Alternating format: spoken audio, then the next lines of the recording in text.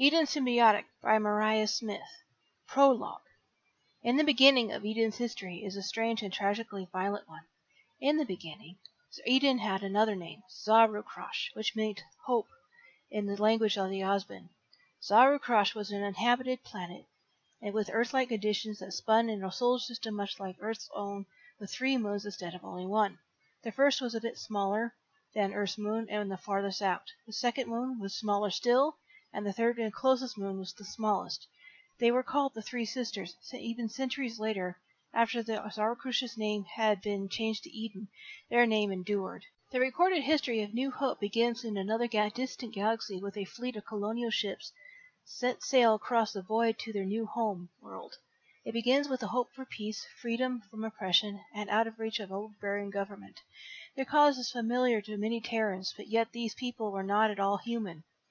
Their large fleet of spaceships fled to their home worlds nearly 5,000 years ago when they headed off for Zarukrosh. The technology they had at their disposal was advanced enough that their courageous leap through a largely uncharted space was completed in a matter of months instead of centuries. The exact details of how the Osban immigrants established themselves, created a fair working government, and thrived in peace for the next 2,950 years is another story. The details of how a few mad men and women rose to power and plunged their world into Armageddon doesn't matter for the telling of Eden's beginning. What is important is how the war ended, not in victory, but in total annihilation of every living thing in New Hope. For some of the military leaders got the bright idea to create some ultimate biological weapon to destroy their enemies once and for all. The best geneticists were gathered, and after 10 years of hard work they achieved their goal. Inside 50 brood tanks were a dozen of worm-like creatures that glowed with their own bioluminescent light. They were made of mostly energy and were out of phase, so they could go anywhere and find anyone. The only thing that kept them in their brood tanks when they finally came to maturity was the sedative injected automatically into their amniotic fluid they floated in. On the day the parasites were to be deployed, their creators' enemies discovered the labs and the activity there. The bombs were dropped, and most of the laboratory complex was destroyed in the initial attack. The brood tanks were deep underground and well protected from the raging inferno above. Yet there was no protection against the total system power failure caused by the bombing. Without constant supplies of sedative being pumped into the tanks, the parasites woke from their sleep. They phased through the glass of the brood tanks, floated away to hunt and scavenge for anything organic.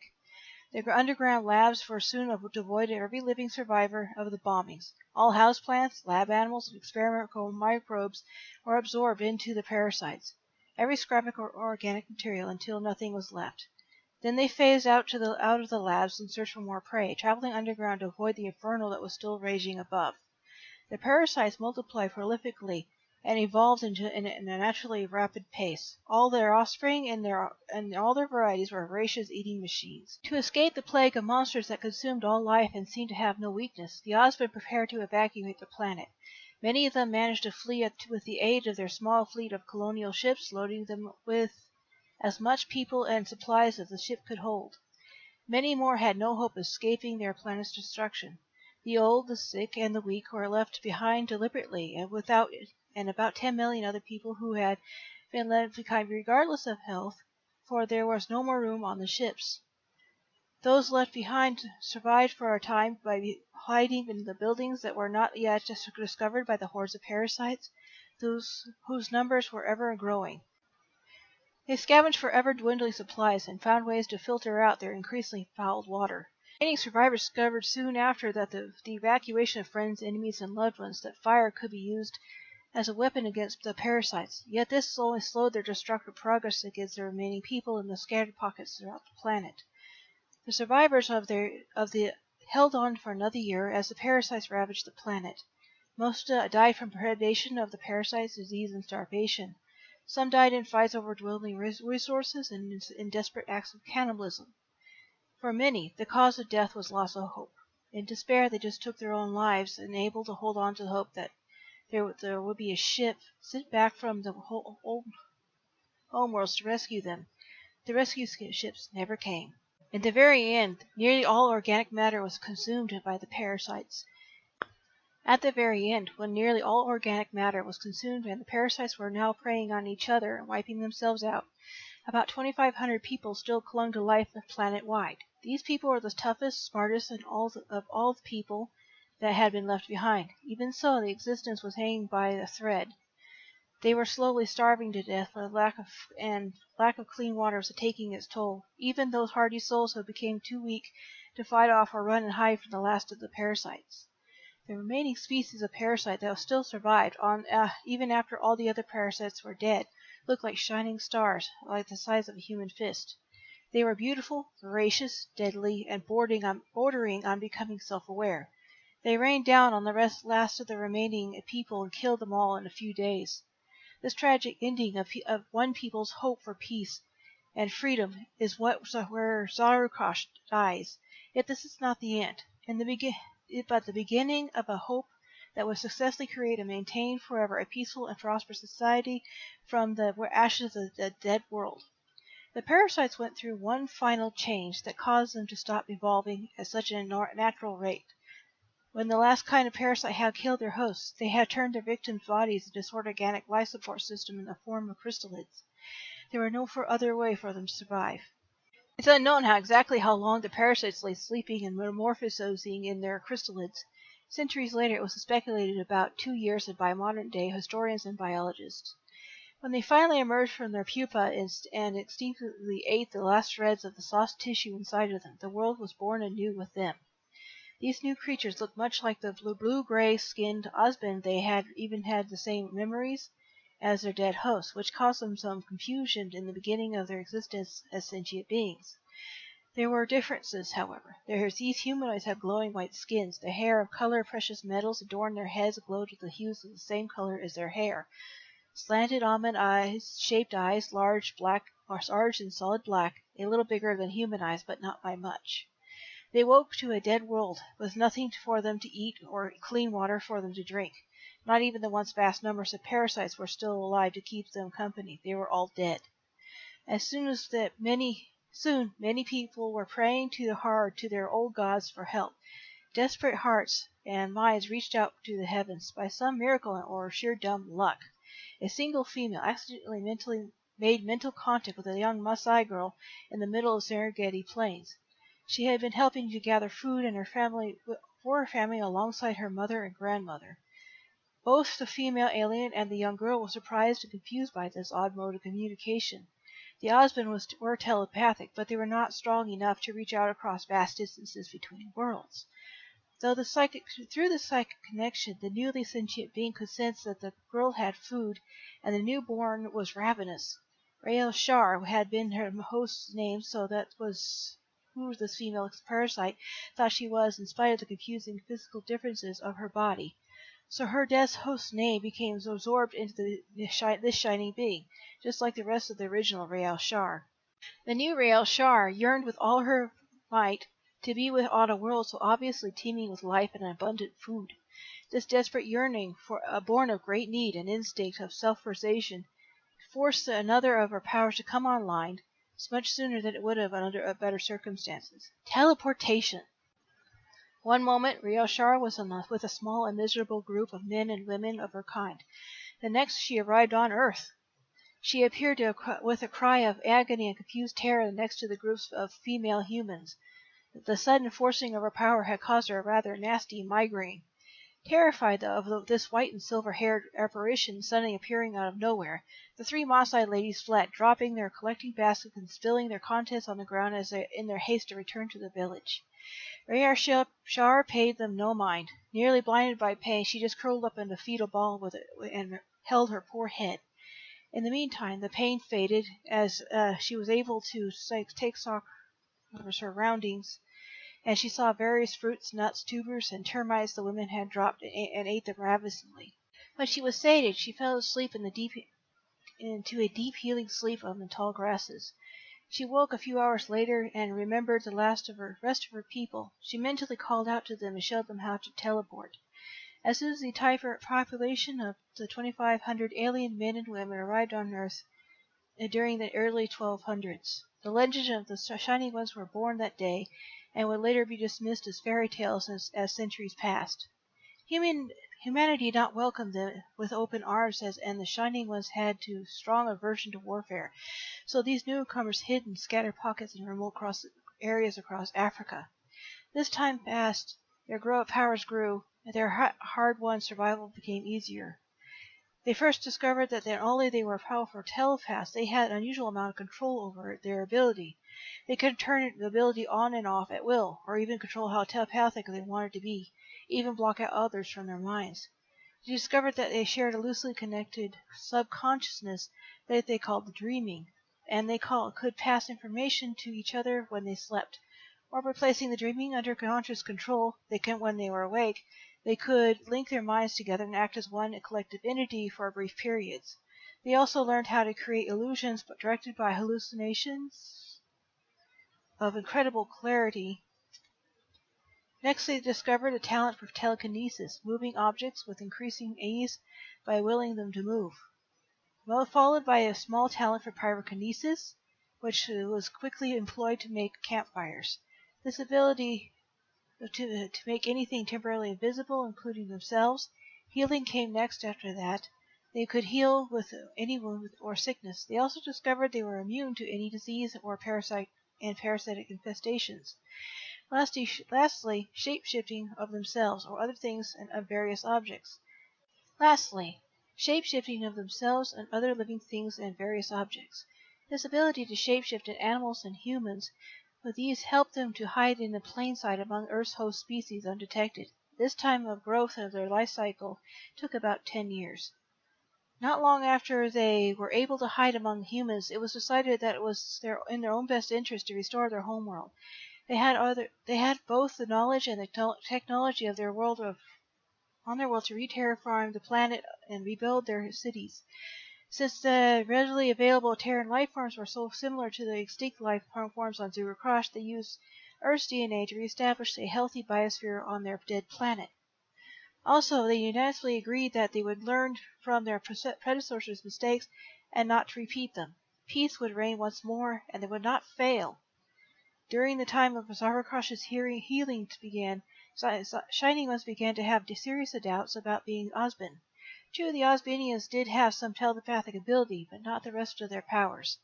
Some argued, if they weren't Osbin, how is it they can remember being their lives on Zero Cross? The parasites killed the Osbin. We are the parasites. Not possible. Possible! For decades, the argument went on unresolved as they labored to fit into Earth's cultures without getting involved in the course of human history, while living among humans and restoring their home planet. No human could ever have discovered the true identity of the argument of the are we Osbin or evolved parasites would have remained unresolved if it had not been for Rael Shar and Lai Topin. Rael Shar and Lai Topin were a mated pair and had been for the last 50 years by then. Having been living among the Cherokee for the last 5 years, they had renamed themselves Aloyas and Moitoi, pronounced Moitoi, with a short A sound, meaning originating from water. They had mostly abandoned their old Osbin ways in favor of the Cherokee traditions. Their lives were good, and they had many friends among the humans. Then Aloyas became pregnant for the first time, and she was the first of her kind to do so. 6 weeks later, she laid 2 spherical light blue-green eggs the size of pomelo grapefruits. These were something of a shock to the entire Shining One community, as the news of this event traveled from mind to mind via the dreaming. Osbin were a mammalian, and the Shining Ones, as they discovered, were not. Aloyas kept her eggs wrapped in a warm furs next to the cooking fire. 5 weeks later, in the middle of the warm summer night, the eggs hatched while the entire village slept. The hatching larvae resembled their parents just before they metamorphosed into people, beautiful like small bright shining stars the size of a human fist. They floated out of their parents' home into the neighboring house. There, they phased into their sleeping adults and made themselves at home. The sleeping man and wife were oblivious to the intrusion to their bodies as the larvae fed on their new hosts, it yet did no harm to them. Aloyas and Amoitoi were shocked to discover their children had hatched and nowhere to be seen when they woke in the morning. They used their ability to sense living things and track down their offspring and their new frightened, confused host. All 4 people feared the symbiotes would kill their host or take them to make them very sick. Yet this did not happen. After much revealing of truth, debate, discussion, and deal striking, the new host decided to help the children live so long as they proved to do no serious harm to themselves. Eloise and Amoy agreed to remove their offspring if it was asked of them. This proved to be utter serendipity. At first the host did weaken for a time, and Eloise and Moitoy devoted themselves to looking after them. For the next 6 months the hosts were capable of little more than eating and sleeping. Then gradually towards the end of the 6-month period their strength returned, and they were able to get up and do small tasks and maintain their own household. As the symbionts matured, they bonded to their hosts, not only physically, but mentally as well, making them able to help their hosts as much as possible as they were able. Love sealed the bond between the host, symbiote, and parents of the symbionts. An old sort of family was created. The symbionts eventually learned that they had some powers of their parents. The only way they could not shapeshift themselves and could not have the high endurance as their parents. They could shapeshift their host, however, and they also stopped the aging process and gave their host greatly enhanced strength and endurance. Not much as some of the Marvel comic superheroes, but enough to fly in avian form, snap small steel chains, and bend steel bars that went up to 1 inch thick. After a time, the symbiotes could phase in and out of their host, and they could go off in separate directions for up to 12 hours before both partners began to suffer. The symbiote from lack of food, and the host from the lack of protection from the viruses and the presence of the symbiote itself. The host body became dependent on the host symbiote to survive, and the physical bond had become that strong. Also, the symbiote suppresses the immune system of the host body, so the host body cannot reject the symbiote, and it then shares its own immunity with the host. Results: the host for symbiote pair was impossible to infect as the adult Shining Ones so long as they didn't stay apart for too long. The Shining Ones had been watching the progress of the two symbiote host pairs with growing hope. They were heartened by the possibility of coexistence with humans. But the hard as they tried to gently reveal themselves and create their peaceful coexistence, most humans still rejected them as monsters, evil spirits, and witches. The very few families welcomed the Shining Ones into their lives so they could help them have children. True, the Shining Ones could have turned evil and taken Earth as easily enough. They used humans as host slaves and turned the remaining populations as laborers. But the Shining Ones are a product of war themselves, born unto full awareness of the memory of their hosts, and that made them already sick of war. They despise violence to the point of near passivism towards each other, and the humans and especially each other. So the solution was to continue to restore Zalrukrosh and evacuate Earth as soon as the terraforming was finished. To make sure the situation was not further complicated, a temporary no-breeding law was passed by the Shining One's ruling council. The plan was launched to bioengineer some people for their offspring and make sure there were enough of them so that their people could have a choice of whether or not they wanted to become joined, as it was now called. Even if that meant extinction, the Shining Ones would never force anyone to become a host. This seemed like a straightforward solution, and it was meant to be. Yet life was happened, and it was often messy by its very nature. During the next 1,000 years or more, more and more eggs were laid and mated by mated pairs and small polygamous groups, conceived by their accident or outright disobedience. Early in the first 200 years of when no breeding law was still in effect, sharper measures had been taken. The eggs were too precious to destroy, and they could not be allowed to hatch in controlled numbers. So the 3 moons base complexes of the 3 sisters were converted into cryogenic labs to store the eggs until more favorable conditions occurred. The council also modified the no breeding policy as a controlled breeding law as a fair compromise. This practice of controlling the number of eggs that were allowed to hatch each egg season became permanent means of not overwhelming Edens and, as the former Zalrukrosh would be called, native population.